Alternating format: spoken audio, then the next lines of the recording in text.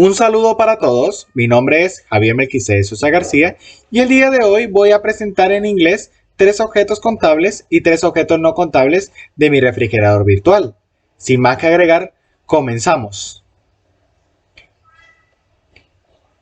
It is my virtual fridge. Inside it I have much food. And I will mention how much there are of my favorite foods. There is a pineapple. There are 9 eggs. There are 3 lemons. There is some milk. There is some cheese. And there is some soap. Eso es todo por hoy. Muchas gracias por ver el video y nos vemos la próxima vez. Chao.